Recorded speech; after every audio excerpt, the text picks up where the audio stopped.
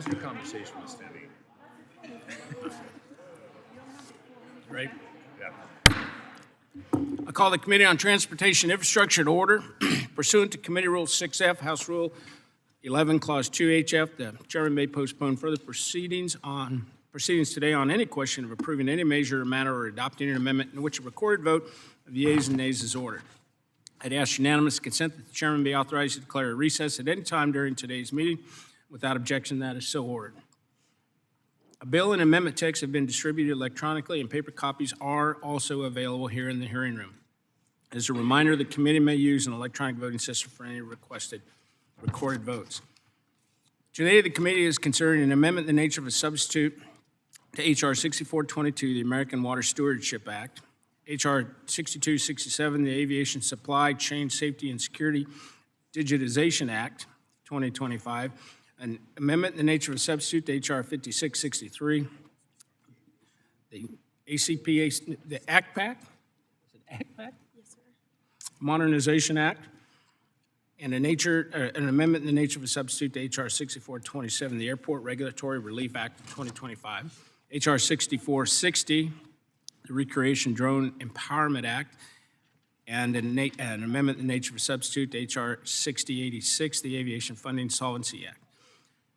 An amendment in the nature of a substitute to H.R. 3410, the Supersonic Aviation Modernization Act, H.R. 5783, the State Actions for Employment, Transportation Risk Assessment, and Crossing Knowledge Strategy Act, H.R. 6480, to direct the Administrator of General Services to submit a report to Congress on the state of the real estate portfolio of the Public Building Service and for other purposes, H.R. 6481, the Federal Building Threat Notification Act, and General Service Administration Capital Improvement and Leasing Program resolutions. Finally, I'd ask unanimous consent for the committee to use an amendments roster for any items under consideration by the committee. And without objection, that is so ordered. Our first item for consideration is H.R. 6422, the American Water Stewardship Act, and I'd ask unanimous consent to discharge the Subcommittee on Water Resources and Environment from further consideration of H.R. 6422, and without objection, that is so ordered. I now call up the bill for consideration. Without objection, the first reading of the bill is dispensed with. The bill is now considered as read and open for amendment at any point. And I recognize Mr. Stauber, Minnesota, to offer an amendment in the nature of a substitute. Mr. Chairman, I have an amendment in the nature of a substitute at the desk. Please designate. An amendment in the nature of a substitute to H.R. 6422 offered by Mr. Stauber. Without objection, the amendment in the nature of a substitute shall be considered as read and shall be considered as base text for the purpose of further amendment. I now recognize Mr. Stauber for 5 minutes. Thank you, Chairman Graves, Ranking Member Larson. My legislation, the American Water Stewardship Act, is a comprehensive package that brings together 6 standalone bills to reauthorize and strengthen key EPA water quality and ecosystem restoration programs. The package includes the Beach Act, introduced by Representatives David Joyce, Frank Pallone, David Rouser, and Emily Sykes, which supports coastal water monitoring and helps local communities protect public health. It also reauthorizes the National Estuary Program, championed by Representative Figures and MAST. The package also reauthorizes several geographic programs with a strong track records, including the Long Island Sound Program, led by Representative Lalota, and the Columbia River Basin Restoration Program, led by Representative Hoyle. Most importantly, this bill reauthorizes the Great Lakes Restorative Initiative. The Great Lakes Restorative Initiative has long been championed by Representative David Joyce of the great state of Ohio and many other members within the Great Lakes region for years. The Great Lakes Restoration Initiative, or GLRI, represents the largest federal investment in the Great Lakes, which are vitally important to my home state of Minnesota. GLRI is the largest and arguably the most successful EPA geographic program. Its work focuses on cleaning up areas of concern, those areas in the Great Lakes with significant legacy environmental degradation, reducing non-point source pollution, addressing invasive species, and restoring critical habitat for our local species. Further, the work through the GLRI program is not done in a vacuum. GLRI brings together federal, state, and local governments, along with conservation districts, local communities, nonprofits, and other industry partners to carry out projects across the Great Lakes states. To date, More than 8,000 projects have been completed through the GLRI, generating over $3 in economic activity for every $1 federal dollar invested. This rate of return is just one example why the GLRI is a wise investment of our taxpayer dollars. I would be remiss again if I did not extend my gratitude to Congressman David Joyce for his great work on this effort, and I am happy we have found a legislative vehicle to move this important program forward. Just as important, this package includes strong oversight provisions to ensure these tax dollars are spent efficiently and produce real, measurable results. The GAO reporting requirement in the underlying legislation will give, will give Congress the tools needed to evaluate program performance and ensure these programs are operating at maximum effectiveness. At its core, this package reflects a common sense approach to water stewardship, supporting community-led efforts, encouraging collaboration, and demonstrating that responsible environmental protection can go hand in hand with economic growth and fiscal accountability. I urge my colleagues to support this package, and Mr. Chair, I yield back. Mr. Larson. Thank you, Mr. Chair. And I too support the American Water Stewardship Act, a bipartisan bill that combines several standalone bills that I'm glad to see pass out of the committee. Really proud to be an original co-sponsor of the Estuaries Act, which reauthorizes the National Estuary Program, or NEP, and is included in Section 6 of this bill. The National Estuaries Program is an important resource for supporting locally led efforts to restore and protect the environmental health of estuaries of national significance. I want to thank Representative Figures for his leadership on the NEP, and as co-chair of the Bipartisan Congressional Estuaries Caucus, I also want to thank the other co-chairs, Representatives Bonamici, Herodopoulos, and Mast. H.R. 6422 reauthorizes several other EPA programs that enjoy strong bipartisan support, such as the Great Lakes Restoration Initiative, Columbia River Basin Program, and the Beach Act. I want to recognize my Democratic committee colleagues for their work on all of these issues, including Representatives McDonald-Rivet, Skolton, Sykes, Gillen, Hoyle, Brownlee, Pappas, Huffman, Moulton, Poe, and Norton, all of them for their leadership on this comprehensive package. Reauthorizing these EPA programs will allow them to continue the important work they do to restore and protect local aquatic ecosystems. The health of our water resources supports the health of our communities by providing flood protection, storing clean water, and supporting water-based economies. Protecting and restoring the Puget Sound, where I live, the nation's largest estuary by water volume, is essential to our state's environment, our culture, and our maritime economy. And that's why I'll continue to champion legislation that will help protect these critical natural resources. So I support the American Water Stewardship Act and urge my colleagues to do the same. With that, I yield back. I recognize myself real quick. The American Water Stewardship Act, there's no reason for me to repeat what's already been said, but it is a good piece of legislation. I want to thank all the members that had a part in putting this together, and particularly Mr. Joyce for the work that he did. And with that, Donald, 5 minutes. Thank you very much, Mr. Chairman. I wanted to say something about this piece of legislation because I'm incredibly proud to co-lead the American Water Stewardship Act to protect our communities, ecosystems, and regional economies nationwide. So this legislation reauthorizes funding for long-standing geographic programs, including the historically bipartisan Great Lakes Restoration Initiative. The Great Lakes are a part of our way of life in Michigan, essential to our local economy, our recreational spaces, and our way of life, all while containing over 90% of America's surface freshwater.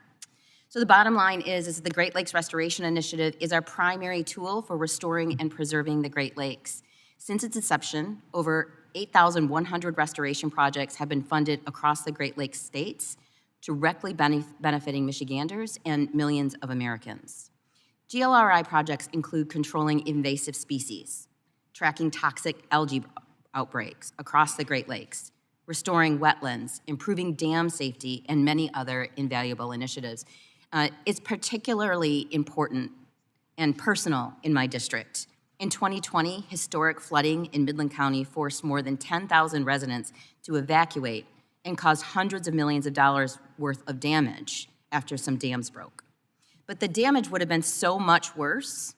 Thanks to the GLRI, our local watershed was instrumental in mitigating further damage and helping the floodwaters to recede. And this initiative goes well beyond protecting our ecosystem, as every dollar invested through GLRI yields more than $3 in economic activity for the region. As my colleague said, it makes good sense. These projects create good-paying jobs across the Great Lakes region, including equipment operators, engineers, biologists, ecologists, plumbers and pipe fitters, and many more at a time when we need to do all that we can to bolster opportunities for Americans. I'm grateful for Representative Stauber's leadership on this needed reauthorization and for the bipartisan support from committee members in ensuring the continued funding of these critical programs. I ask my colleagues to support this vital reauthorization to preserve the treasure that is the Great Lakes for generations to come. Thank you, and I yield back. Thanks, Kristen. Mr. Weed. I would like to thank Representative Stauber and McDonald-Rivet for their leadership on this bill. This bill would reauthorize the Great Lakes Restoration Initiative, an EPA geographic program that was established in 2010 and has had a profound effect on the health of the Great Lakes and the region at large. In my district, habitat restoration, runoff management, and invasive species removal are just some of the ways in which the GLRI works to improve environmental health and strengthen the resilience of communities across the region. The federal government is an essential partner in restoring the Great Lakes and must continue to work with NGOs, industries, businesses, cities, and states to address the highest regional priorities. Invasive species such as sea lampreys and zebra mussels wreak havoc on fishery stocks, while harmful algae blooms continually threaten drinking water supplies for many communities. GLRI investments have yielded impressive results in dealing with these issues, and we must ensure that this work can continue. As a co-sponsor of the standalone GLRI reauthorization, I urge my colleagues to support the passage of this bill, and I yield back. Anyone else wish to be heard? Seeing no one, we're now considering the bill for amendments. For what purposes, Ms. Skolton? Seek recognition. I have an amendment at the desk. Please designate. An amendment to the amendment in the nature of a substitute to H.R. 6422, offered by Ms. Skolton, number 064. Thank you, Mr. Chair. I am so thrilled that this committee is working in a bipartisan fashion to reauthorize the critical EPA regional programs, including the Great Lakes Restoration Initiative. The Great Lakes and their connecting channels form the largest freshwater surface system on Earth, constituting nearly 1/5 of the world's fresh water supply and 9/10 of the United States supply. I am so proud to represent miles of beautiful Lake Michigan shoreline.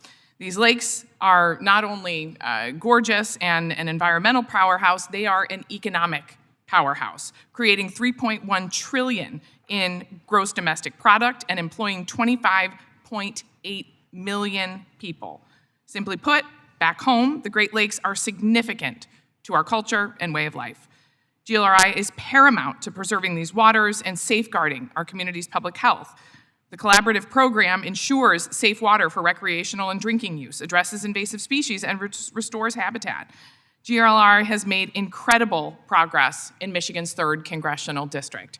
Everyone loves a good comeback story, and the GLRI has one back home in Muskegon Lake. Just 40 years ago, this lake in my district was a symbol of environmental degradation, serving as a dumping ground for industrial pollution, municipal wastewater, and sewer overflows. With investment through GLRI, the EPA removed Muskegon Lake from its list of Great Lakes area of concern. This $10 million feat is anticipated to produce more than $66 million in economic benefit, a 6-to-1 return on investment.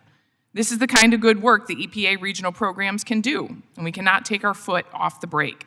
So let's not only reauthorize GLRI, but let's ensure that the program's funding levels can keep pace with our community's needs.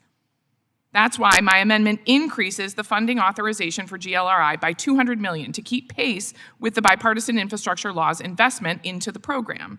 GLRI, as we've all discussed and agree, is a worthwhile investment, with every dollar of the program's funding resulting in approximately $3 in economic activity.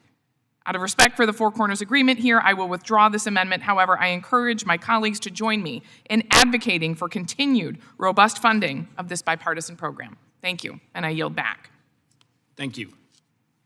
Are there any other amendments to the amendment in the nature of a substitute to H.R. 6422? Hearing none, the question is on the adoption of the amendment in the nature of a substitute to H.R. 6422. All those in favor signify by saying aye. All opposed signify by saying nay. Opinion of the chair, the ayes have it, and the amendment in the nature of a substitute is adopted. The question is now on adoption and favorable reporting of H.R. 6422 as amended. All those in favor signify by saying aye. Aye. All opposed signify by saying nay. Opinion of the chair, the ayes have it, and H.R. 6422 as amended is agreed to and ordered favorably reported to the House. Without objection, the motion to reconsider is laid on the table. Okay. Our next item for consideration is H.R. 6267, the Aviation Supply Chain Safety and Security Digitization Act. I'd ask unanimous consent to discharge the Subcommittee on Aviation from further consideration of H.R. 6267 without objection. That is so ordered. I now call up the bill for consideration without objection. The first reading of the bill is dispensed with. The bill is now considered as read and open for amendment at any point. And I recognize myself for 5 minutes. I'd like to thank Mr. Knott for his leadership on this important issue, and Ms. Skolton for her important work on this bipartisan bill. The safety of our airspace is our top priority, and this extends down to the raw materials and components used to manufacture and maintain aircraft. Recent reports of bad actors falsifying paperwork, leading to unapproved parts entering the supply chain, means we need to do more to authenticate documents and interpret counterfeit parts. As a general aviation pilot who also works on vintage aircraft, vintage warbirds that I and others fly, I know firsthand the very important aspect of dependable components to make the job, to make sure that the job is done right and to make sure that the airplanes are safe. This legislation is going to help everyone in the aviation supply chain verify the authenticity of materials and parts that they purchase. Further, the bill also builds on the bipartisan work of the committee from last Congress, supporting the Federal Aviation Administration as they implement provisions to digitize legacy paper systems as required by the FAA Reauthorization Act that we did in 2024. I'd urge support for the legislation. I now recognize Ranking Member Larson for his statement. Thank you, Mr. Chair. I support H.R. 6267, the Aviation Supply Chain Safety and Security Digitization Act. It's bipartisan legislation that Representatives Knott and Skolton introduced. U.S. innovation, economic growth, and global leadership are impossible without our nation's aerospace industry. In the Pacific Northwest, aviation and aerospace are part of our DNA, with tens of thousands of dedicated women and men going to work in these industries each day in my own district. These hardworking individuals range from engineers to line workers, and they make significant contributions to local communities. Unfortunately, the last 5 years have taught us through pandemics, tariffs, and quality control issues just how much supply chain disruptions can spiral and compound. That's why in 2022, I co-sponsored H.R. 8049, the Aerospace Supply Chain Resiliency, Innovation, and Advancement Act of 2022, which established an aerospace supply chain resiliency task force to assess risks to the U.S. aerospace supply chain. On November 4th, 2024, the task force finished its work and delivered its final report, which raised numerous concerns, including the lagging digitization of parts of the aviation industry. Building off of these findings and those of other industry studies, this particular bill, 6267, directs the GAO to conduct a study on the impediments to the use of digital documentation and the verification in the aviation supply chain to aid in identifying falsified documentation and counterfeit parts. As a major driver of the U.S. economy, we have to ensure the aerospace supply chain remains resilient. To achieve that, we have to remove any unnecessary or antiquated barriers where we can. This bill will help Congress find ways to expedite the aerospace supply chain's digital transition, so I encourage my colleagues to support H.R. 6267. With that, I yield back. Mr. Knott. Mr. Chairman, thank you for holding this markup today, and thank you for considering my bill, H.R. 6267, the Aviation Supply Chain Safety and Security Digitization Act.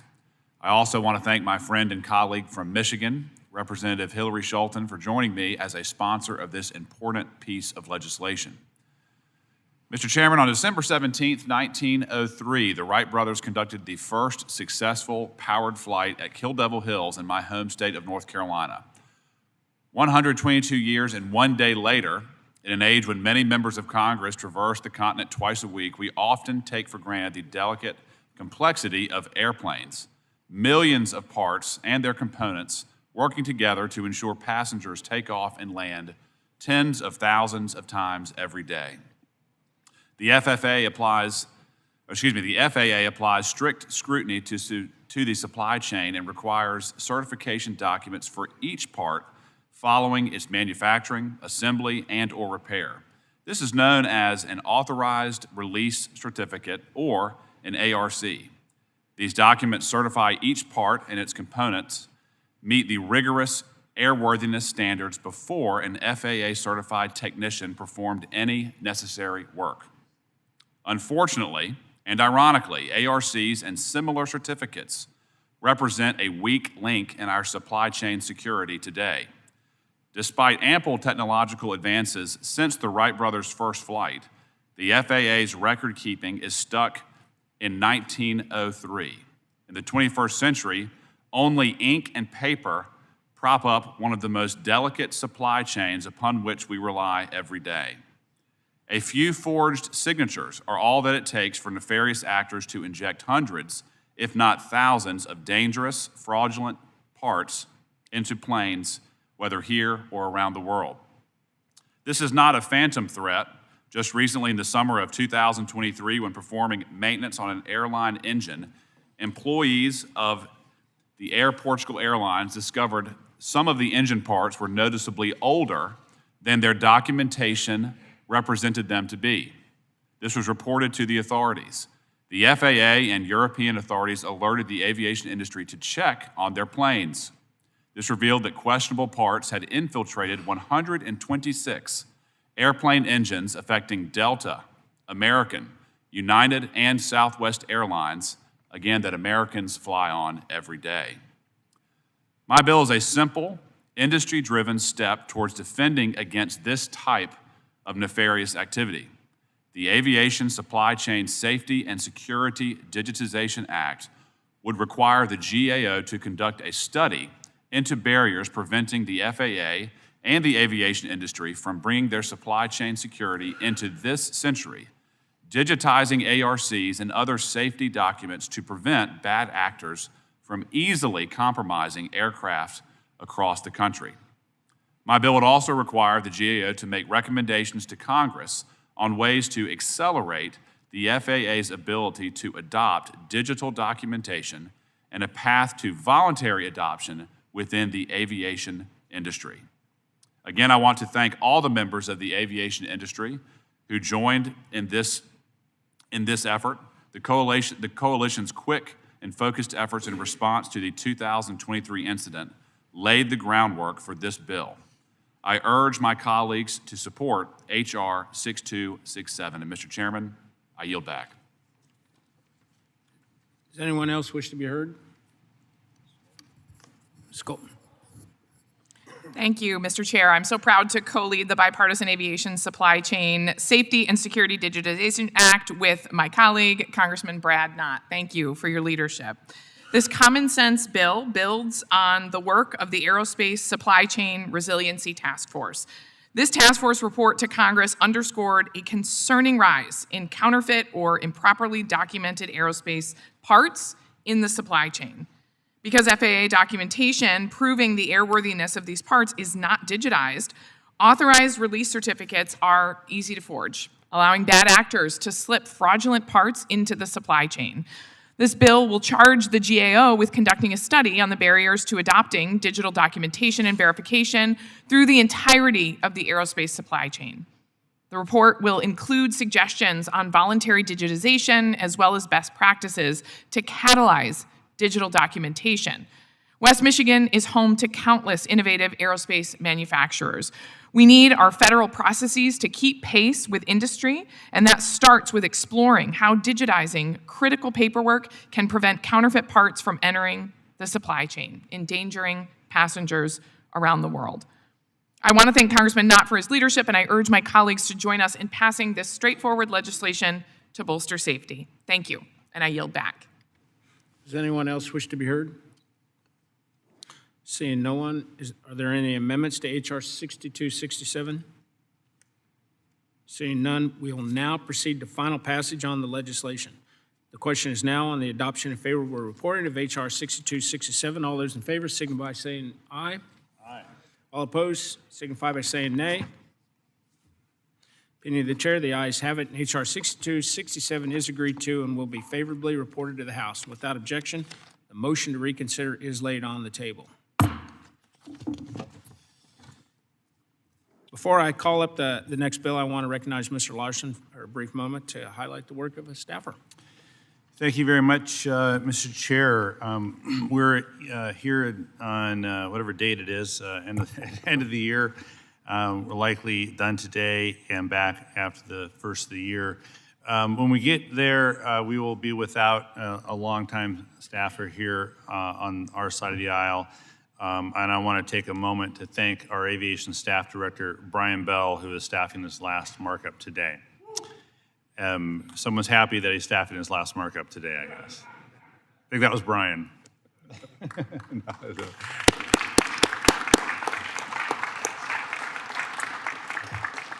If you're in this room, you've benefited from Brian's unmatched aviation expertise on the Aviation Subcommittee over the last 7 years.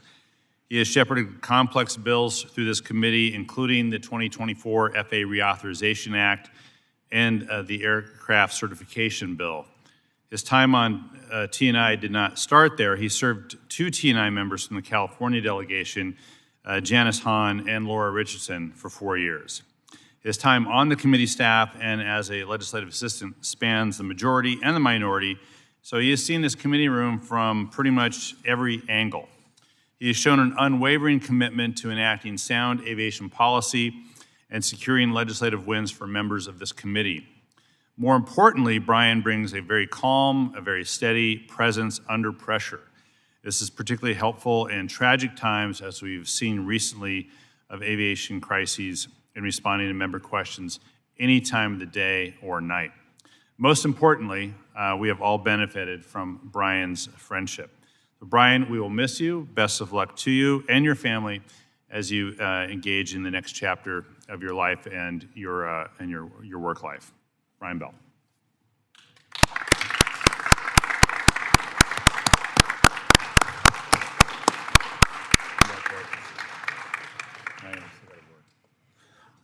I, too, want to recognize Brian for his years of hard work on the Aviation Subcommittee. You know, many years, Brian has been a great partner in formulating and passing legislation, including one of my favorite pieces of legislation, and that's the FAA Reauthorization Act of 2024.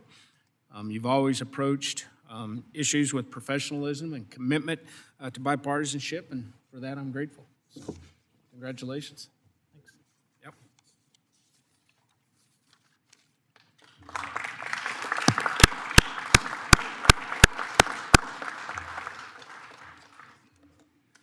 Our next item for consideration is H.R. 5663, the Aviation Consumer Protection Advisory Committee Modernization Act. I ask unanimous consent to discharge the Subcommittee on Aviation from further consideration of H.R. 5663, and without objection, that is so ordered. I now call up the bill for consideration, and without objection, the first reading of the bill is dispensed with. The bill is now considered as read and open for amendment at any point. And I'd recognize Ms. Titus to offer an amendment in the nature of a substitute. Thank you, Mr. Chairman. I have an amendment at the desk. Please designate. An amendment in the nature of a substitute to H.R. 5663, offered by Ms. Titus of Nevada. Without objection, the amendment in the nature of a substitute shall be considered as read and shall be considered as base text for further amendment. I now recognize Ms. Titus for 5 minutes. Thank you very much. I would urge my colleagues to vote yes on this. It's called the APAC Modernization Act. It's just common sense legislation that will help improve consumer protection in aviation while also supporting our tourism economy. The Aviation Consumer Protection Advisory Committee, or ACPAC, provides recommendations to the Department of Transportation for improving consumer protection in aviation. This bill would simply expand the committee's membership to include a representative for ticket agents. Now, ticket agents build their businesses off of their unmatched expertise on the wants and needs of travelers. So it's no wonder then that the ticket agents facilitate many of the sales across the country, and in Nevada, that's just about half of all of them. Nobody does hospitality and tourism like we do it in Las Vegas, so protecting our economy is one of my top priorities here in Congress. And that effort is more important now than ever because of the slump that we're seeing in tourism, not just in my district, but in many of your districts as well. This bill will give travel agents a seat at the table as a voting member on this committee alongside air carriers, airport operators, and other stakeholders in aviation. I look forward to working in a bipartisan manner to ensure that a ticket agent is added to this committee, as well as some of the other committees that are required under statute, and to do that without delay. When we prioritize consumer protections and the passenger experience in aviation from the time you get on the plane to the time you reach your destination, everybody wins. So I thank you for bringing up the bill, and I ask for your support. I yield back. I now recognize myself for 5 minutes, and I'd like to thank Representative Titus for your hard work on this legislation. Travel advisors and ticket agents are an important consumer-facing side of our national air transportation system. They sell more than 780,000 airline tickets per day and accounted for more than $99 billion in airlines ticket sales last year. They know what works well for consumers and what does not, and I think they should have a seat at the table when discussing consumer regulations. This legislation builds on the bipartisan work this committee from last Congress. In the FAA Reauthorization Act of 2024, we reauthorized the Aviation Consumer Protection Advisory Committee.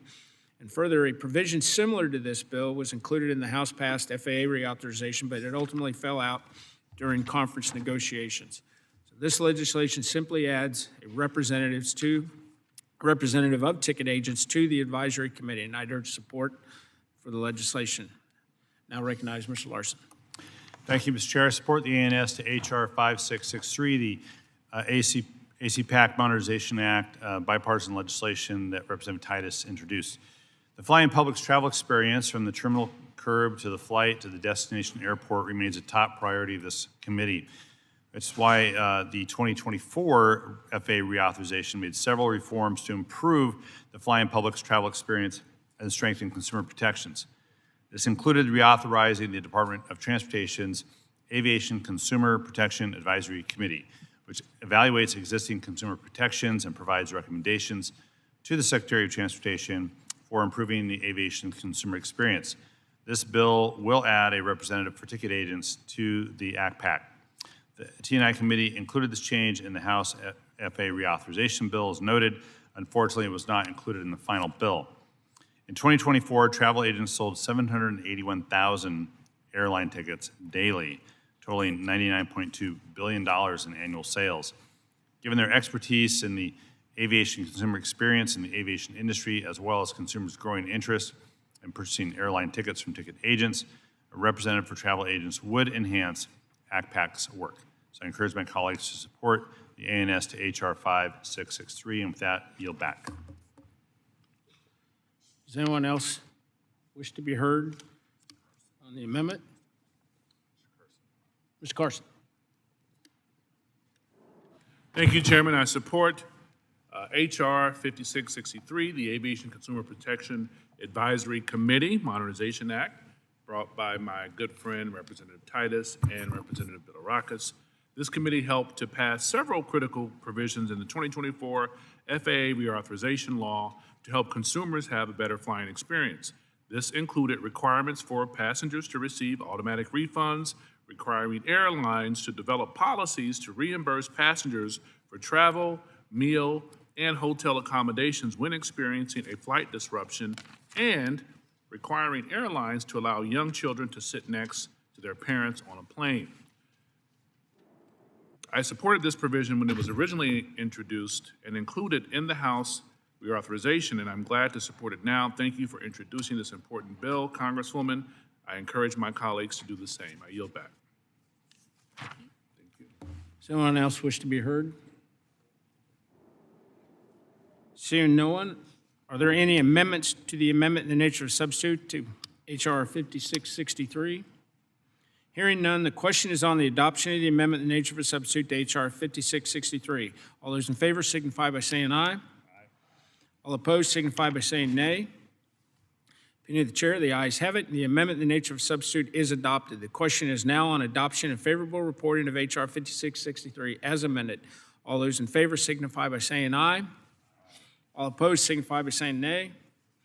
Opinion of the chair, the ayes have it, and H.R. 5663 as amended is agreed to and ordered favorably reported to the House. And without objection, the motion to reconsider is laid on the table. Our next item for consideration is H.R. 6427, the Airport Regulatory Relief Act of 2025. I'd ask unanimous consent to discharge the Subcommittee on Aviation from further consideration of H.R. 6427. Without objection, that is so ordered.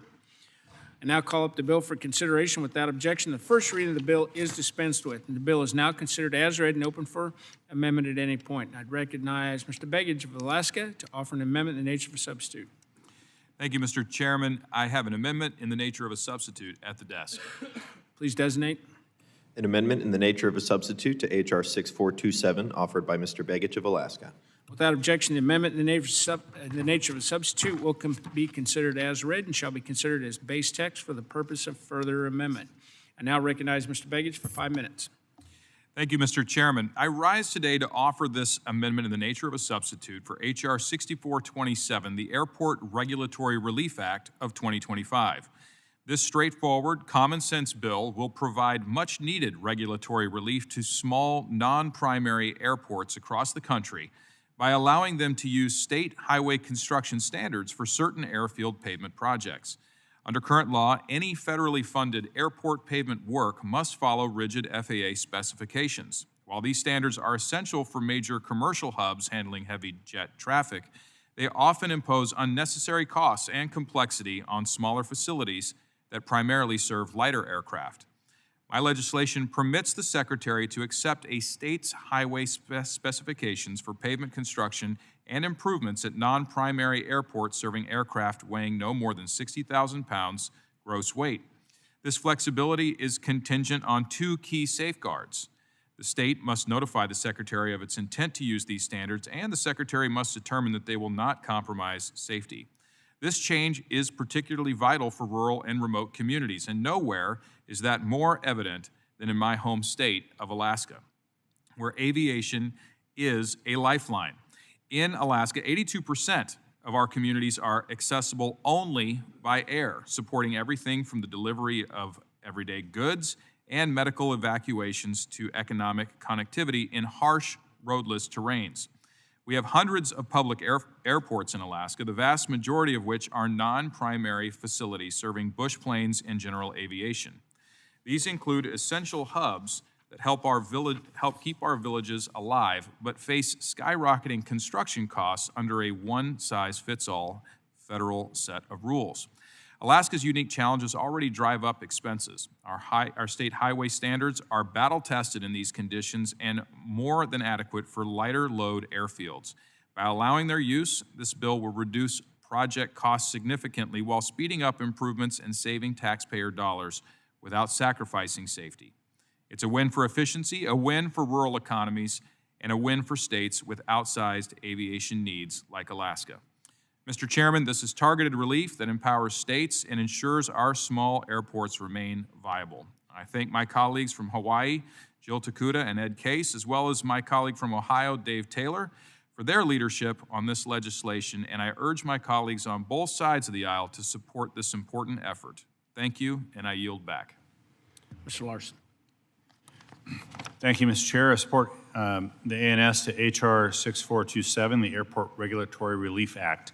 It's bipartisan legislation that, as Representative Begich noted, is sponsored by Representative Case and Takuda from Hawaii and Representative Taylor from Ohio.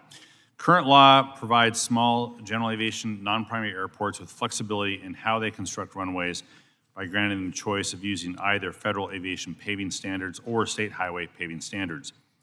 The runways must only service small planes, and the DOT must determine it would not decrease aviation safety. Unfortunately, local and rural airports have been having trouble with the time it takes the DOT to make these determinations. So the ANS to HR 6427 would place a time limit of 6 months on the determination. If more time is needed to conduct the safety review, the DOT may take successive 6-month extensions so long as the DOT also notifies the airport and provides the airport with such a justification. This deadline and extension process will help increase transparency for applicant airports, will now be more regularly updated, and ensure accountability by requiring the justification. So I encourage my colleagues to support HR 6427. With that, I yield back. Mr. Taylor. Thank you, Chairman Graves and Ranking Member Larson, for allowing me to speak in favor of the Airport Regulatory Relief Act of 2025. Ohio's airports play a vital role in the safe transport of goods and people and are huge assets to the local communities they serve. However, when these mid-size airports like the ones in Southern Ohio seek to make simple infrastructure repairs, they often face difficulty with the FAA's design standards, causing increased costs and project delays. Thankfully, the Airport Regulatory Relief Act provides much-needed relief by removing barriers to allow states to use their state highway standards for these repairs. This change will not only decrease project timelines, but also lower costs while ensuring that our airports remain safe. I want to thank Representative Begich for leading this effort, and I was proud to help introduce this legislation that frees small local airports from burdensome government requirements. I urge my colleagues to vote in favor of this common sense legislation, and I yield back. Does anyone else wish to be heard? I'll recognize myself for just a minute. HR 6427, I think, is a common sense piece of legislation. It obviously reduces the burden on states seeking to use their highway specifications for these airfield projects. This legislation is going to ensure that airfield improvements are delivered faster and more efficiently for communities that need it most, while still upholding safety. And I want to thank Mr. Begich for his leadership on this issue. Are there any amendments to the amendment in the nature of a substitute to HR 6427?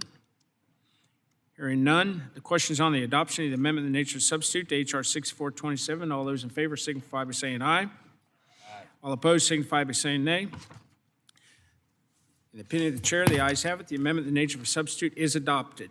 The question is now on adoption and favorable reporting of HR 6427 as amended. All those in favor signify by saying aye.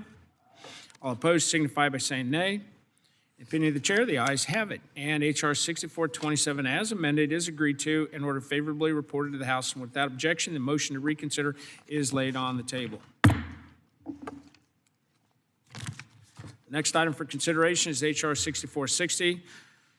The Recreation Drone Empowerment Act, and I ask unanimous consent to discharge the Subcommittee on Aviation from further consideration of HR 6460, and without objection, that is so ordered. And I now call up the bill for consideration. Without objection, the first reading of the bill will be dispensed with.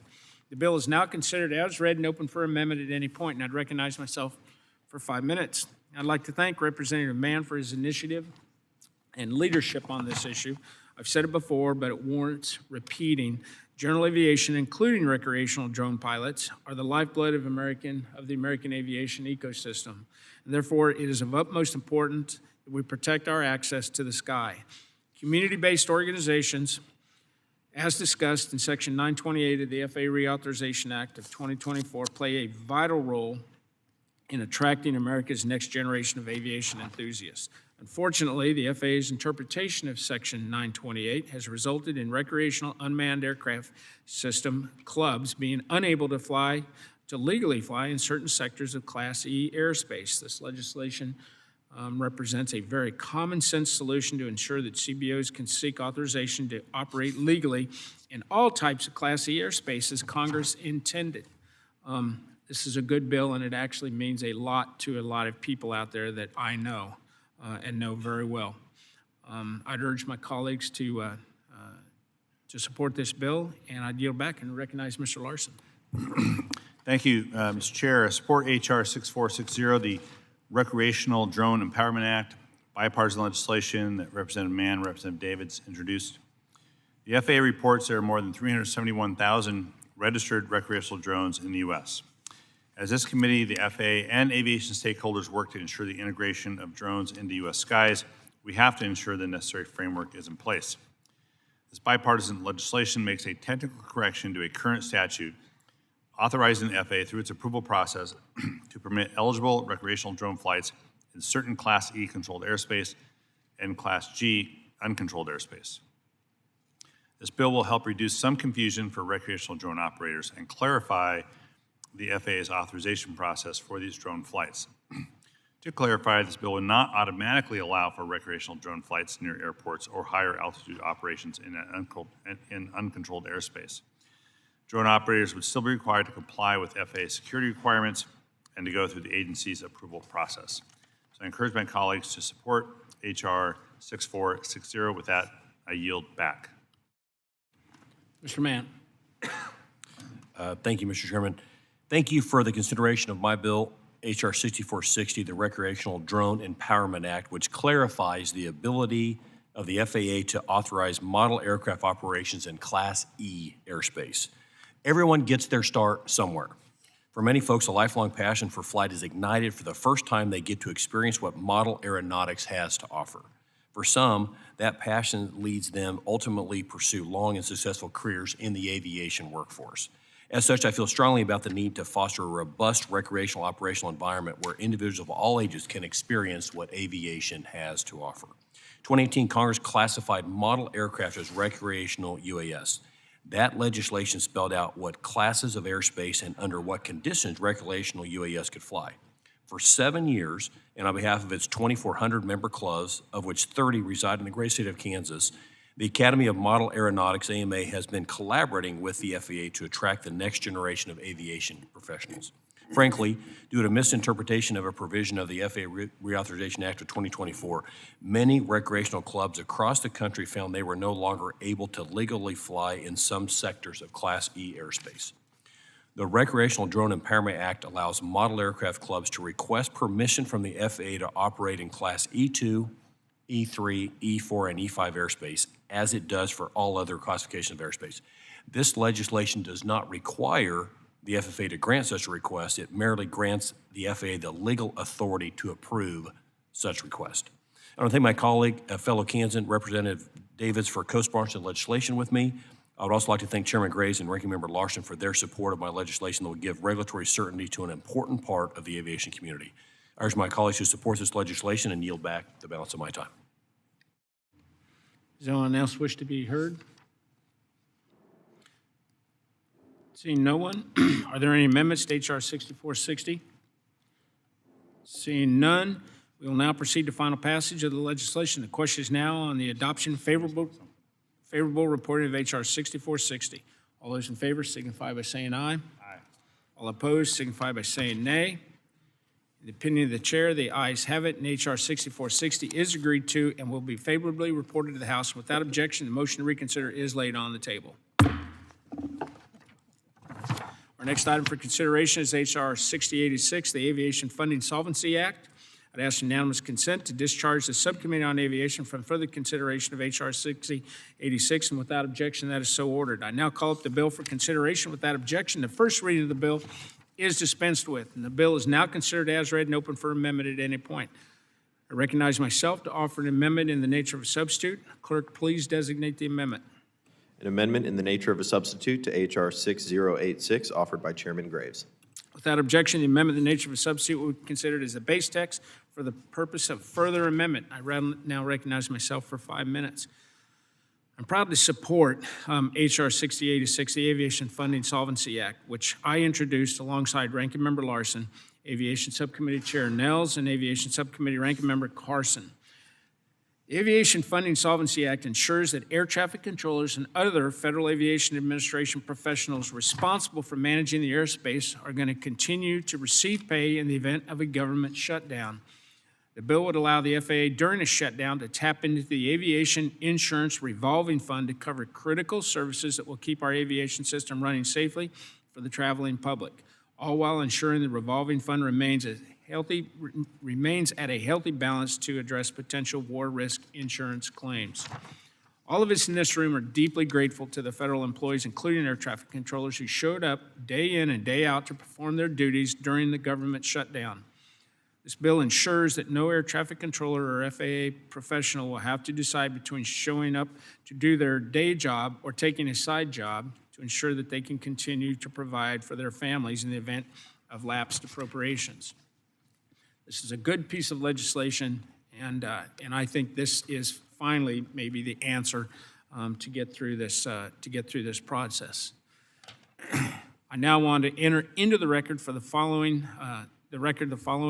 letters and statements of support for H.R. 6086, the Aviation Funding Solvency Act, from 70 stakeholders spanning the entire aviation community, including air traffic controllers, pilots, airlines, airports, general aviation, the travel industry, and many, many more that are in here. Again, I would urge my colleagues to support this common sense legislation and recognize Ranking Member Larson. Thank you, Chair. Support H.R. 6086, the Aviation Funding Stability Act. It's bipartisan legislation I introduced with Chair Graves and Nels and Ranking Member Carson. Consideration of this bill comes at a critical time for U.S. aviation. As we continue to assess the damage of the longest shutdown in the nation's history and begin a busy holiday travel season, we find ourselves about 6 weeks away from another potential government shutdown. For 43 days during the latest shutdown, our aviation system faced unprecedented challenges, but thanks to the hardworking women and men of the entire aviation workforce, the flying public safety remained the top priority. These talented individuals worked long hours, sacrificed time with loved ones, faced undue scrutiny, and for many, did it without pay, making already difficult jobs even more stressful. Despite this immense pressure, they never wavered from their duty to ensure aviation safety. But history cannot repeat itself again. We cannot allow political games to jeopardize the livelihood of the aviation workforce or the safety of U.S. skies. The Bipartisan Aviation Funding Solvency Act will guarantee the FAA workforce will be paid and allows the agency to operate uninterrupted during future government shutdowns. Under this bill, the FAA would tap into the Aviation Insurance Revolving Fund, also known as the War Risk Program, which has a balance of about $2.6 billion to cover the cost of keeping our airspace running safely and efficiently. H.R. 6086 also has guardrails in place to ensure the War Risk Program isn't completely drained and that pay for critical aviation safety employees is prioritized in the event of insufficient funds. The Aviation Funding Solvency Act is a common sense legislation. It will let the FAA continue to do its job and ensure the dedicated women and men who work for the FAA are paid during future shutdowns. So my thanks to the chairs and to Ranking Member Carson for their partnership and the Modern Skies Coalition. This more than 50 aviation industry, aviation labor unions, and safety organizations all endorsing this legislation. I encourage my colleagues to support H.R. 6086. With that, I yield back. Mr. Nels. Thank you, Chairman Graves. I'm proud to support H.R. 6086, the Aviation Funding Solvency Act, which was introduced by, of course, our great chairman, Ranking Member Larson, myself, and Subcommittee Ranking Member Carson as original co-sponsors.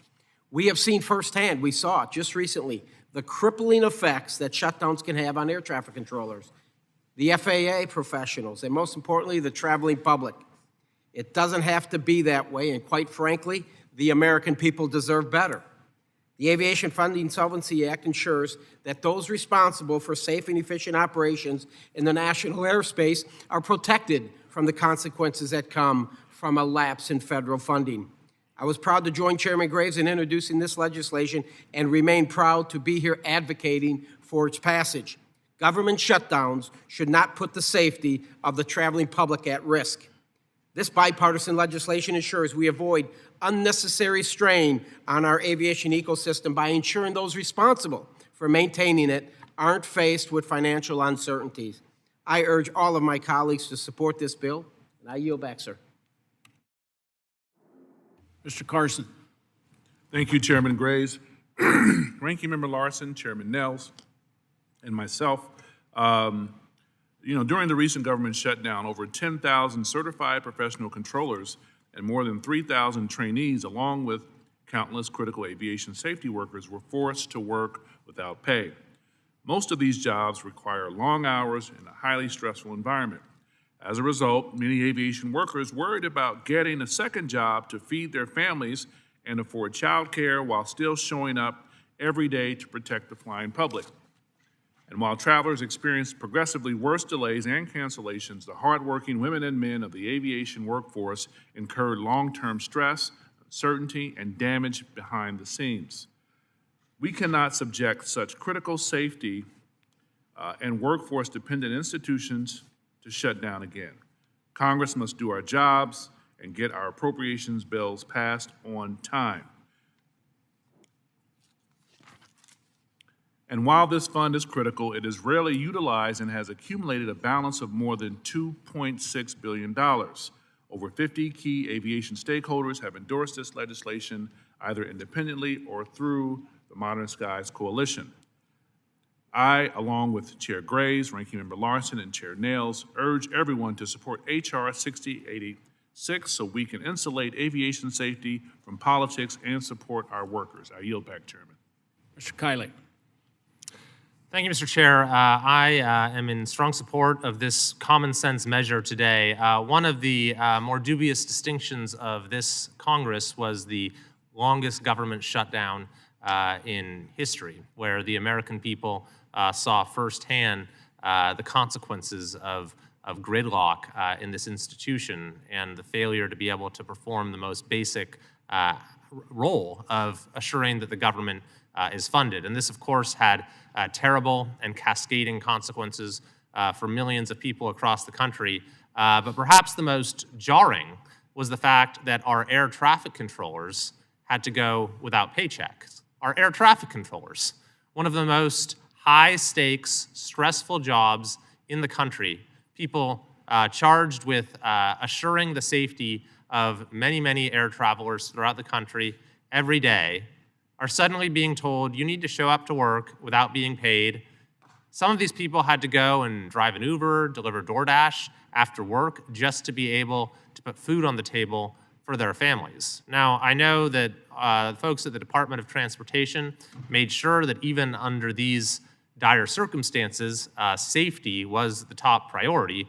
It nevertheless was far from reassuring for the traveling public, knowing that the folks charged with assuring the safety of our skies and at our airports were having to work under these conditions. So I almost, hesitate to endorse a measure like this that is predicated on the inevitability, or at least the possibility, of another government shutdown. I'd like to be able to say we're not going to have any more government shutdowns, but unfortunately, they have become a recurring feature of modern politics. And so I think it is perfectly sensible to avoid another self-inflicted wound that we just suffered when it comes to air traffic control by assuring with this measure that even in the event of a government shutdown, as unacceptable as that is, the tremendous air traffic controllers we have working across this country will continue to receive their paychecks. I yield back. Mr. Johnson. Thank you, Mr. Chairman. I rise today in support of the Aviation Funding Solvency Act. This year, aviation workers have been under enormous pressure through long hours, high stakes, and constant stress. Too often, they've had to keep our skies safe while the system around them struggles. The Aviation Funding Solvency Act is a simple but powerful message. We've got your back. During the record-breaking 43-day shutdown, our air traffic controllers worked without pay. Many were, or all of them actually, were threatened by the president that if they called out sick from their already high-stress jobs, they would be fired. Made them feel like slaves. This is an outrage. This bill ensures that if Congress can't pass a budget on time, aviation workers still get paid. In an economy where rent, bills, and daily costs keep rising, no one should have to worry about becoming a temporary slave.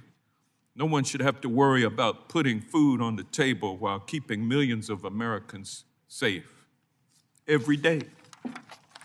This is also about Finally, giving respect, stability, and support to the people who keep our aviation system running. When the government falters, this bill guarantees that our workers don't have to suffer. This is where promises meet action. I support this bill, Mr. Chairman, and I urge my colleagues to do the same, and with that, I yield back. Does anyone else wish to be heard? Seeing no one, are there any amendments to the amendment in the nature of a substitute to H.R. 6086? Hearing none, the legislation is on adoption of the amendment in the nature of a substitute to H.R. 6086. All those in favor signify by saying aye. All opposed signify by saying nay. Opinion of the chair, the ayes have it. The amendment in the nature of a substitute is adopted. The question is now on adoption and favorable reporting of H.R. 6086 as amended. All those in favor signify by saying aye. All opposed signify by saying nay. The opinion of the chair, the ayes have it, and H.R. 6086 as amended is agreed to in order favorably reported to the House. And without objection, the motion to reconsider is laid on the table. Our next item for consideration is H.R. 3410, the Supersonic Aviation Modernization Act. I'd ask unanimous consent to discharge the Subcommittee on Aviation from further consideration of H.R. 3410, and without objection, that is so ordered. I now call up the bill for consideration. Without objection, the first reading of the bill is dispensed with. The bill is now considered as read and open for amendment at any point. I recognize Mr. Nels of Texas to offer an amendment in the nature of a substitute. Thank you, Chairman Graves. I am proud to support H.R. 3410, the SAM Act. We got to designate. Oh, Go ahead and offer it. I'll offer an amendment, nature of substitute. Please designate. I An support amendment this. in the nature of a substitute to H.R. 3410, offered by Mr. Nels of Texas. Without objection, the amendment in the nature of a substitute shall be considered as read and be considered as a base text for further amendment. Now I recognize Mr. Nels for 5 minutes. Thank you, sir. I'm proud to support H.R. 3410, the SAM Act, which I introduced with my colleagues from North Carolina and Kansas, Ms. Davids. Make no mistake about it, it's critical that America be the global leader in hypersonic and supersonic technology. I'm grateful to have a president in the White House who recognizes the importance of innovation in this sector. To echo Chairman Graves' point, the president has done his job, and now it's time for Congress to continue this effort legislatively. The SAM Act directs the administrator of the Federal Aviation Administration to issue or revive current regulations that are outdated and, in some cases, create an artificial speed limit hampering American innovation. Despite these restrictions, technology has continued to mature and has demonstrated that it's feasible to conduct supersonic operations in the national airspace without generating a sonic boom that reaches the ground. It is my hope that the SAM Act, in tandem with the applicable provisions in last year's FAA reauthorization law, usher in a new age of American innovation in the skies. Much like a supersonic aircraft, blink and the moment will be gone. And to that end, the time is now. Let's come together and support American businesses and innovation. I urge my colleagues to support this bill, and I yield back. Mr. Larson. Thank you, Mr. Chair. Mr. Chair, I support the ANS to H.R. 3410, the Supersonic Aviation Modernization Act. Supersonic aviation has the potential to completely transform how everyday Americans travel, and the ability to travel from New York to London in a little over 3 hours or coast to coast in half the time would provide untold benefits to companies with international operations or individuals with families spread around the country. It's a clear example of how new innovations in the aerospace can provide invaluable benefits to our constituents in the future. However, supersonic aircraft are currently prohibited from operating in the U.S. without a special authorization from the FAA.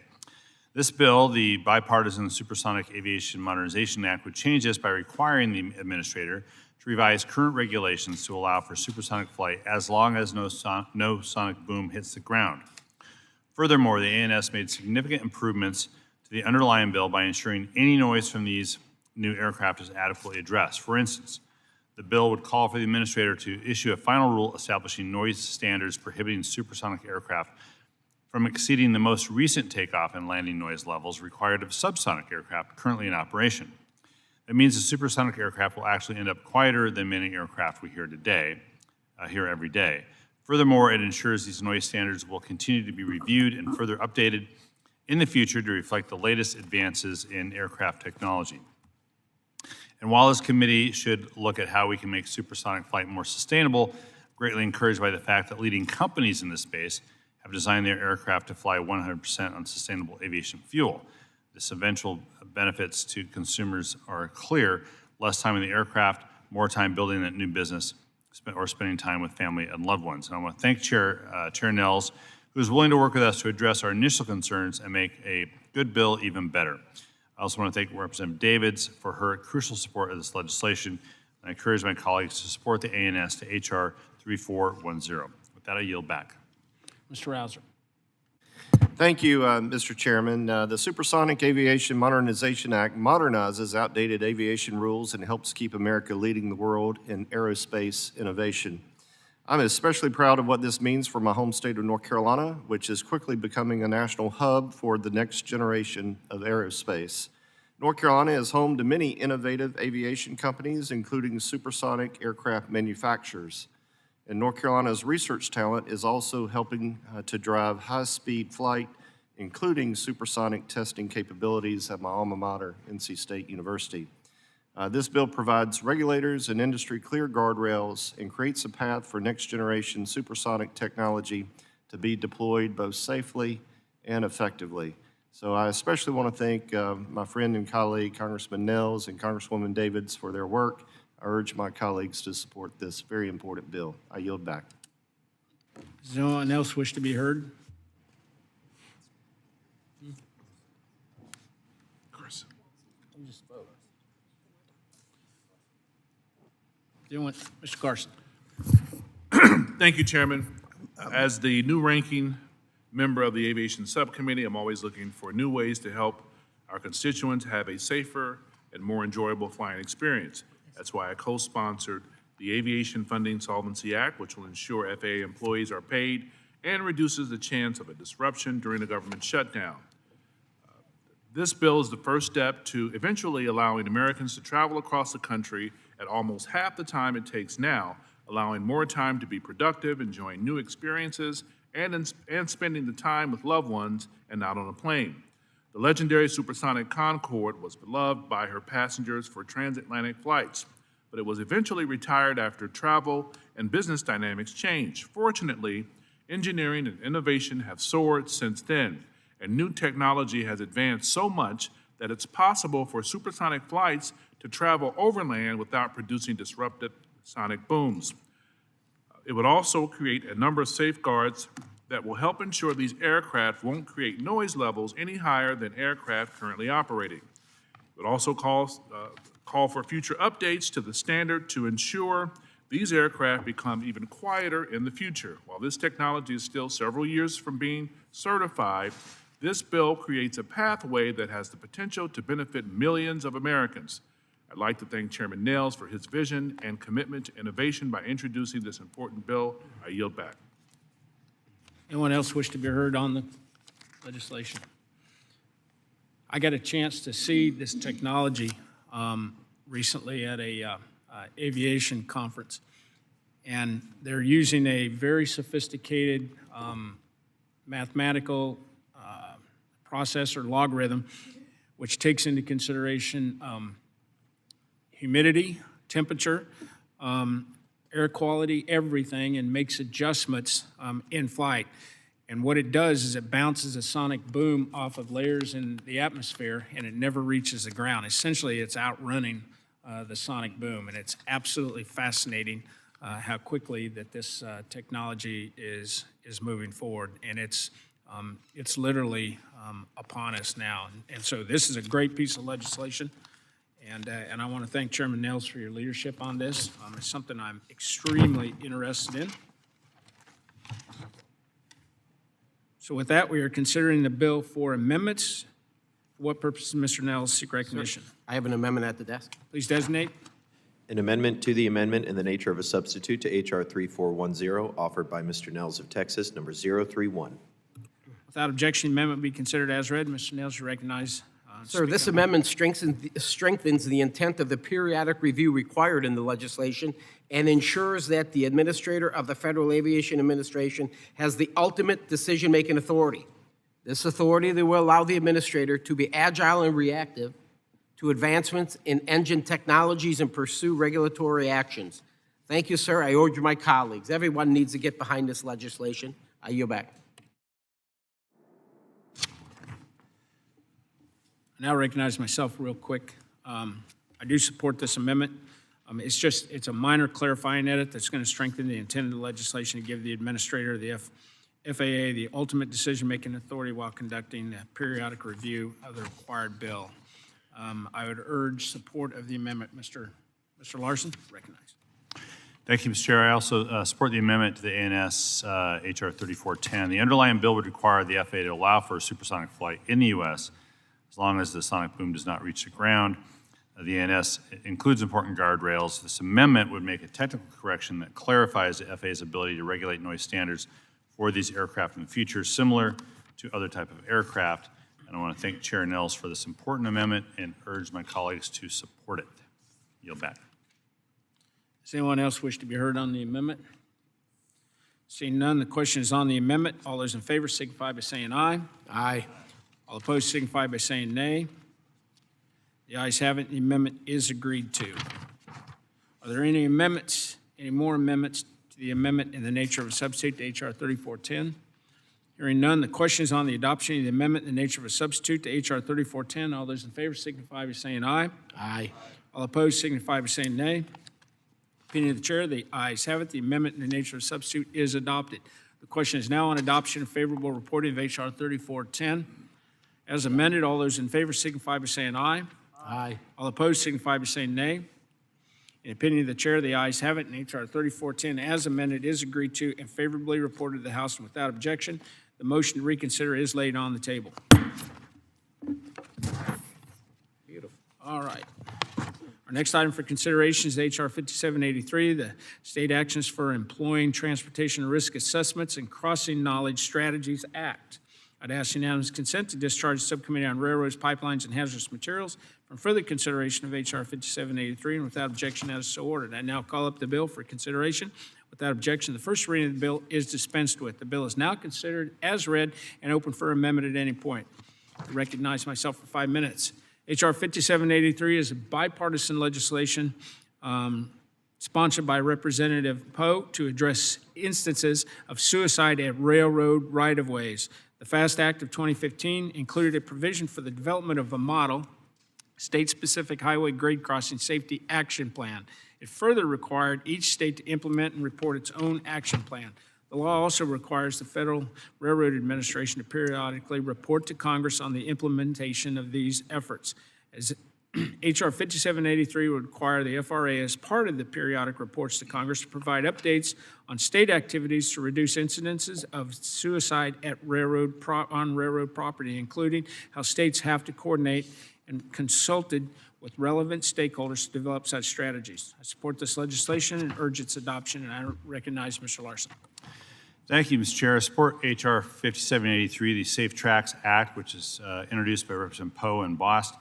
This bill requires the FRA to review state highway rail grade crossing action plans and requires these plans to address how to reduce pedestrian fatalities along railroad rights-of-way. The leading causes of death along railroad rights-of-way are from pedestrian and grade crossing accidents. Representative Poe's bill requires states to work with railroads along with mental health and law enforcement agencies to reduce pedestrian fatalities and suicides. I want to thank Representative Poe and Bost for their bipartisan work on this bill and urge members to support it. And with that, I yield back the balance of my time. Mr. Webster.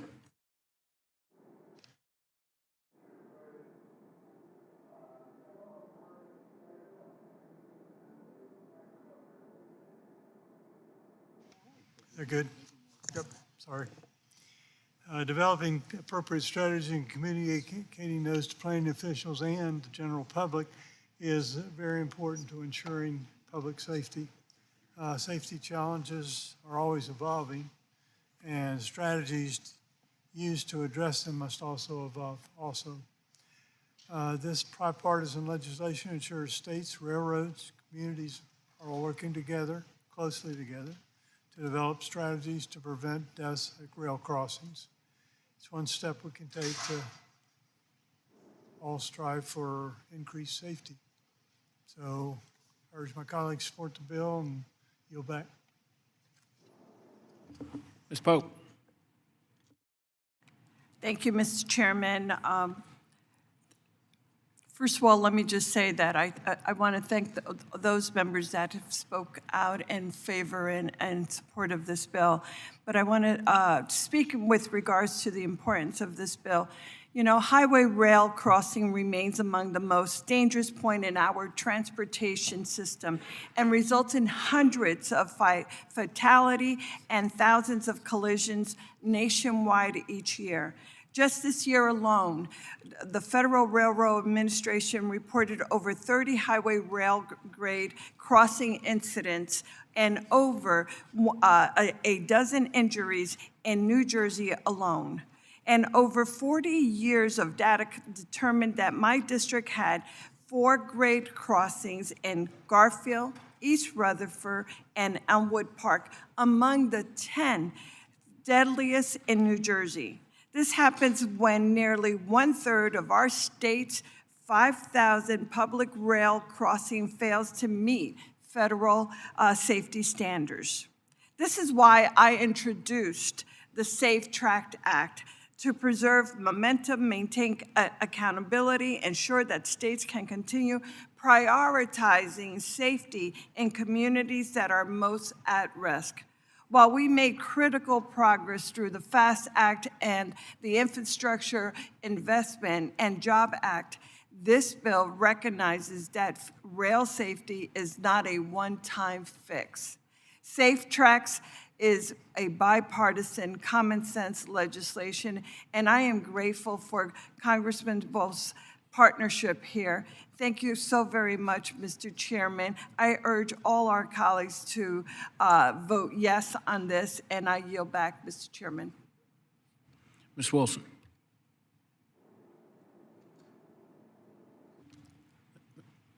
Ms. Wilson. Thank you, Mr. Chair.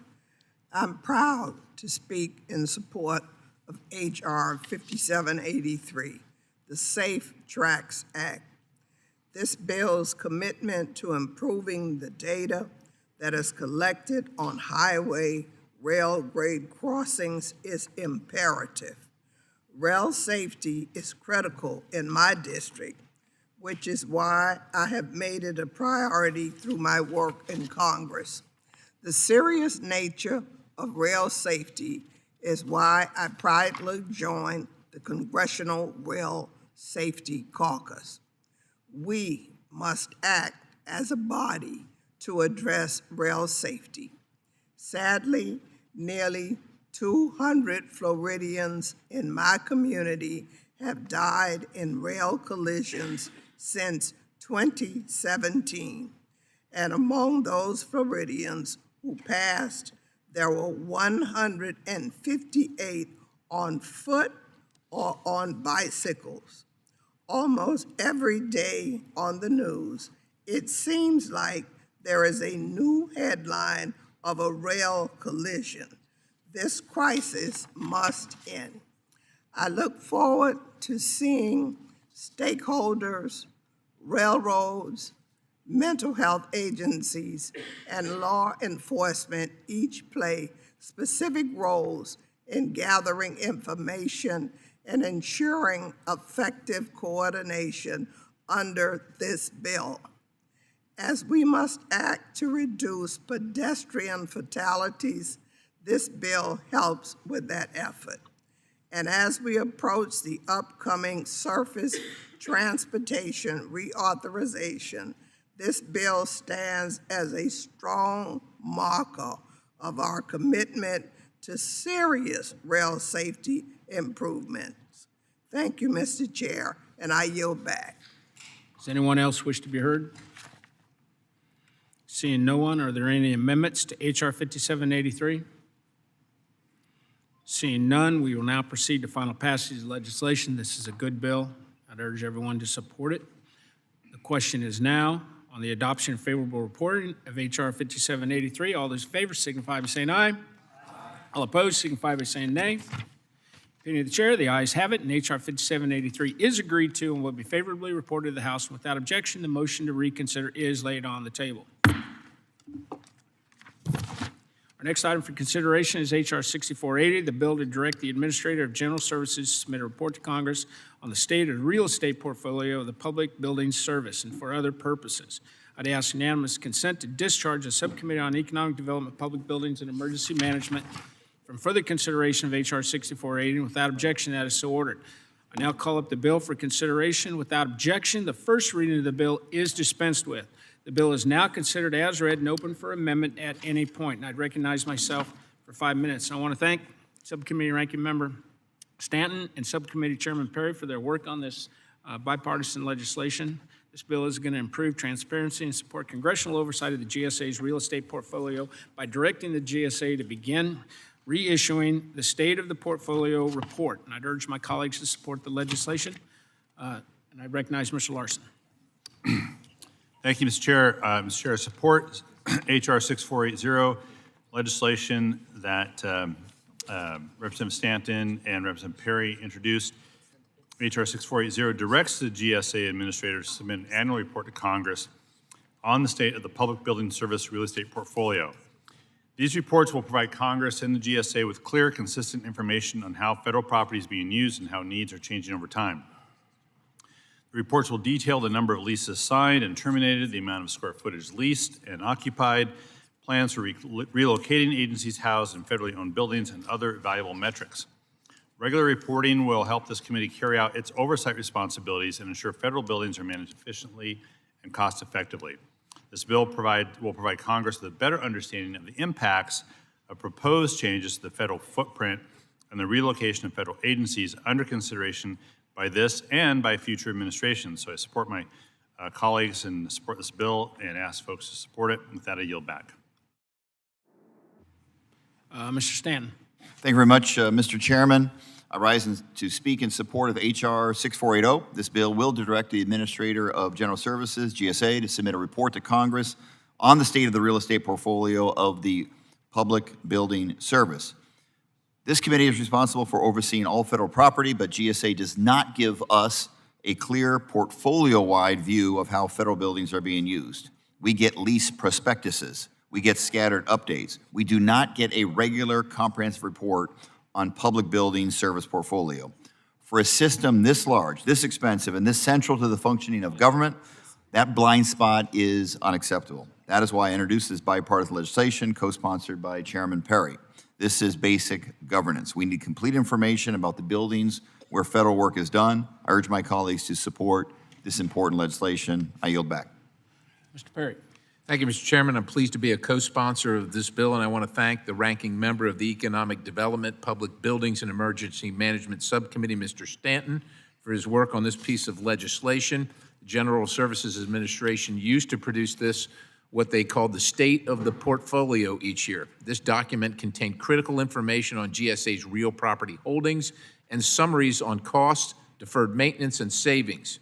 This committee often used this document for its oversight as it helped the taxpayer and Congress see trends of highly burdensome costs across GSA's entire real estate portfolio. However, GSA stopped producing this report. While we have been told that various pieces of the information can be found on GSA's website or upon request, not having the data in one usable document has significantly reduced transparency and increased cost and time. This bill directs the GSA to restart issuing this important report. I urge my colleagues to support this bill, and I yield the balance. Does anyone else wish to be heard? Seeing no one, are there any amendments to H.R. 6480?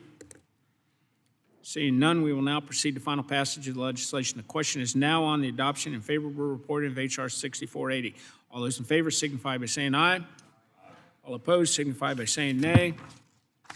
Opinion of the chair, the ayes have it, and H.R. 6480 is agreed to and will be favorably reported to the House. Without objection, the motion to reconsider is laid on the table. Our next item for consideration is H.R. 6481, the Federal Building Threat Notification Act. I'd ask unanimous consent to discharge the Subcommittee on Economic Development, Public Buildings, and Emergency Management from further consideration of H.R. 6480. Without objection, that is so ordered. I now call up the bill for consideration. Without objection, the first reading of the bill is dispensed with. The bill is now considered as read and open for amendment at any point. I'd recognize myself real quick for a statement. I want to thank Subcommittee Ranking Member Stanton and Subcommittee Chairman Perry for their work on this legislation. This bill is going to improve safety and security at GSA-owned buildings nationwide. Specifically, the bill directs GSA to work with the Federal Protective Service to develop guidance on emergency communications to occupants of GSA-owned buildings. Ensuring clear communication protocols for threats to federal facilities is critical to the safety and security of federal workers and the public who visit those buildings. I'd urge my colleagues to support this bill and recognize Mr. Larson. Thank you, Mr. Chair. I support the Federal Building Threat Notification Act, which Ranking Member Stanton and Chair Perry have co-sponsored. This bill directs the administrator of GSA and the director of the Federal Protective Service to develop and disseminate emergency communication guidance for facility security committees to use when life safety events threaten federal buildings owned and operated by GSA and protected by the FPS. This guidance will establish best practices and protocols on notifying building tenants of threats to a facility or its occupants. It will also provide instructions for enhanced safety practices during threats or heightened risks. Establishing standard coordinated communication during emergencies is essential to protect federal employees and the public. This is critically important as threats and attacks on federal buildings and public servants have become increasingly common. This bill will strengthen the ability of building security officials and occupants to respond quickly and effectively in situations that carry life and death consequences, helping to keep federal employees safe during emergencies. And I support the Federal Building Threat Notification Act. I urge my colleagues to do the same.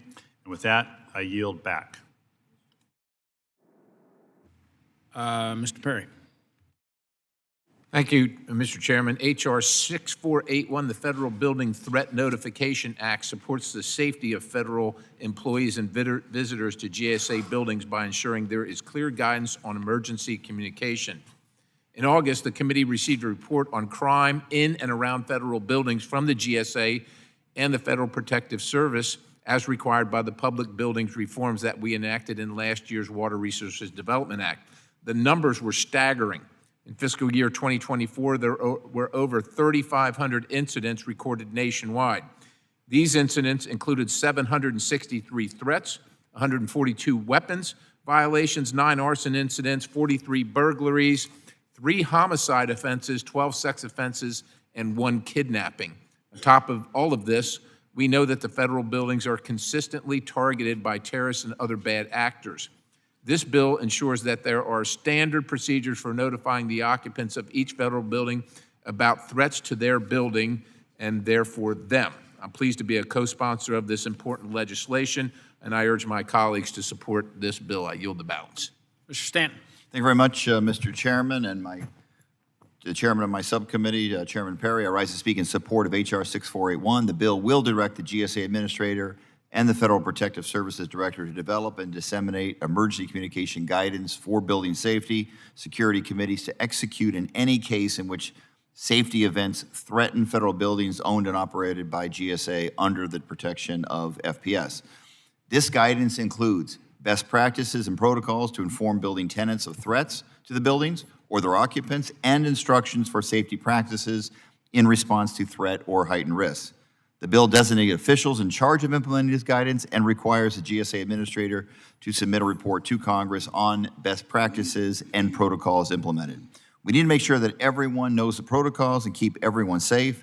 This is basic safety and a good government bill, and I thank Chairman Perry for his support of legislation. I urge my colleagues to support this legislation. I yield back. Does anyone else wish to be heard? Seeing no one, are there any amendments to H.R. 6481? Seeing none, we will now proceed to final passage of the legislation. The question is now on the adoption, favorable reporting of H.R. 6481. All those in favor signify by saying aye. Aye. All opposed signify by saying nay. Opinion of the chair, the ayes have it, and H.R. 6481 is agreed to and will be favorably reported to the House. Without objection, the motion to reconsider is laid on the table. Our next item for consideration includes 3 resolutions for projects in the General Services Administration's Capital Investment and Leasing Program. I'd ask unanimous consent to call up the resolutions en bloc. They are now considered as read and open for amendment at any point. Without objection, that is so ordered. I recognize myself real quick for a statement on the GSA resolutions in block. The 3 GSA resolutions we're considering today include alteration work on the Ronald Reagan Federal Building in Washington, D.C. to renovate the building for FBI headquarters and repair its curtain wall systems and additional authorization for the design of the courthouse in San Juan, Puerto Rico. The renovation of the Reagan Building and additional courthouse design authorization are funded but require this committee's authorization. Last week, we also hosted a members briefing on the FBI headquarters prospectus led by the FBI and the GSA to provide an opportunity for members to with questions to have them answered. I'd like to thank Ranking Member Larson for working with us on that, and Subcommittee Chairman Perry for leading the discussion. And with that, I'd urge my colleagues to support these resolutions, and I now recognize Mr. Larson for a statement.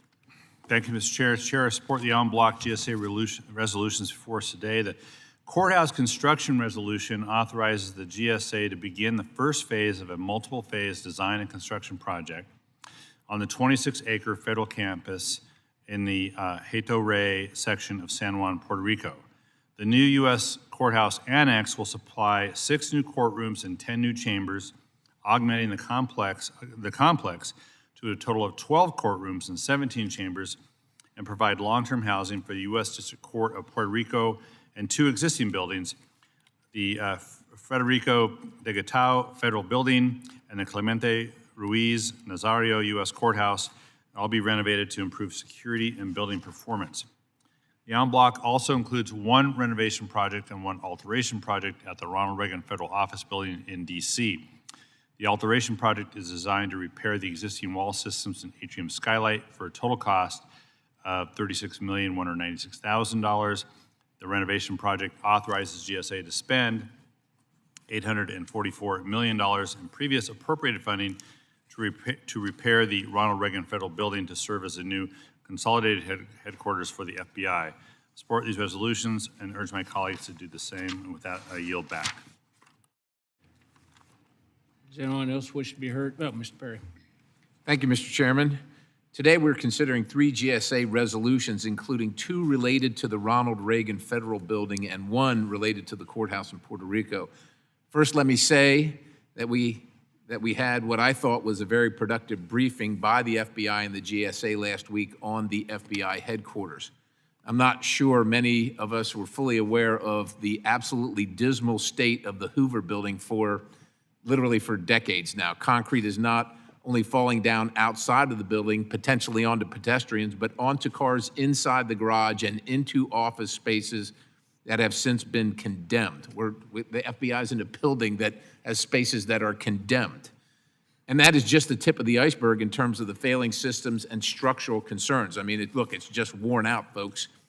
Now, the GSA has attempted to mitigate this, but it's sinking taxpayer funding into a building that, frankly, isn't salvageable without pouring, significant, but it's probably massive funding into it. It's just clear that the situation at the Hoover Building is critical, and further delays will potentially put employees and citizens near the building in harm's way. Constructing a new headquarters building is currently estimated at $4 to $5 billion. Just remind everybody that we're $38 trillion in debt, and we're not stopping anytime soon. We just don't have $4 to $5 billion sitting around, and the effort to get that amount of money for well over a decade have systematically failed time and time again. Investing the funds already appropriated to renovate the Reagan Building makes sense at this time, both for the taxpayer and for the mission of the FBI, which must continue. The GSA and FBI have a clear plan and timeline, and there is already more than 600,000 square feet of space in the Reagan Building sitting vacant. There's nobody in it right now. There's other vendors there, but 600,000 square feet of empty space that the taxpayers are paying for. Therefore, I would urge my colleagues to support these 3 resolutions. Mr. Chairman, I yield the balance. Mr. Figures. Thank you, Mr. Chairman. I rise to speak to the process here and just to highlight some of the inconsistencies and hypocrisies in the process, particularly as they relate to someone who's from a state that just benefited from a very similar process. Just last week, I had the opportunity to sit at the the groundbreaking of Space Command down in Huntsville, Alabama, which went through a very lengthy and drawn-out process to get us to the point where we got Friday. But it was the right thing to do. It was the right decision. There was an outlaid process that was followed multiple times, and it came to the conclusion that Huntsville was the best location for it. I completely agree and concur with my colleagues regarding the new need for an FBI. I've probably witnessed it firsthand, given my previous life and 2 different stints in Maine Justice. But there was a process laid out, and that process came out with a recommendation. And to have any administration circumvent that process, I think is something that we have to call out, something that we have to acknowledge. And I know that there'll be other venues and forums to have this battle out that is beyond this committee, but I could not sit here as a member who just benefited from almost an identical circumstance where a process recommended Huntsville. You had an administration at that point, a Democratic administration, that injected itself into that process and delayed that decision from ultimately being made. When I got here as a freshman, I immediately joined efforts with my Republican colleagues from the state of Alabama to make sure that we went back to the results of the process because it was the right thing to do. And if it's the right thing to do in a Democratic administration, it's the right thing to do in a Republican administration. And I think objectively speaking that, FBI needs a new building. I mean, they're about to move from a 50-year-old building to a 30-year-old building and spend billions of dollars in doing it. But just wanted to raise that. Not going to object or draw out the process, but I think there's value in having processes and there's values in holding administrations, regardless of political affiliation, to account for those processes. With that, I yield back. Mr. Stanton. I was just, thank you, Mr. Chairman. I was just going to acknowledge the presence of Leader Hoyer here and acknowledge his strong advocacy on this issue for many, many, many years, including up to this day. Your advocacy is very much appreciated. Does anyone else wish to be heard? Hearing none. Are there any amendments to the GSA resolution en bloc? Hearing none. The question is now on the adoption of the GSA resolutions en bloc. All those in favor signify by saying aye. All opposed signify by saying nay. In opinion of the chair, the ayes have it, the GSA resolutions en bloc are agreed to and approved. I also would like to, it's a pleasure to have Mr. Hoyer in the audience today. He's somebody that I have a great deal of respect for and have known a long time in this process. So welcome to the committee. Thank you all for participating in today's markup. I'd ask unanimous consent that each measure ordered adopted reported today be reported as a single amendment in the nature of a substitute, incorporating any amendments adopted, and without objection that is so ordered. I'd ask unanimous consent that the staff be authorized to make all necessary technical, clarifying, conforming changes to each of the measures ordered reported today that reflect the actions of the committee, and without objection that is so ordered. Pursuant to House Rule 22, Clause 1, I'd ask unanimous consent that the chairman of this or his designee be authorized to offer such motions as may be necessary in the House to go to conference with the Senate on the legislation adopted today or any similar measure, and without objection that is so ordered. I ask unanimous consent that the chairman, after consultation with the ranking member, have authority to strike or revise any provision of the measures reported today that would cause a sequential referral to another committee or that would cause the bill to be subject to a Budget Act or Rule 21 cut-go point of order. And without objection, that is so ordered. Pursuant to House Rule 11, Clause 2L, I'd ask unanimous consent that all members of the committee have at least 2 calendar days in which to file any supplemental, minority, additional, or dissenting views on the legislation adopted today, and without objection, that is so ordered. Pursuant to Rule 6 of the Rules of the Committee on Transportation Infrastructure, I note the presence of a quorum for all actions taken on committee business today, and with that, the Committee on Transportation Infrastructure has completed its business, and the committee is adjourned.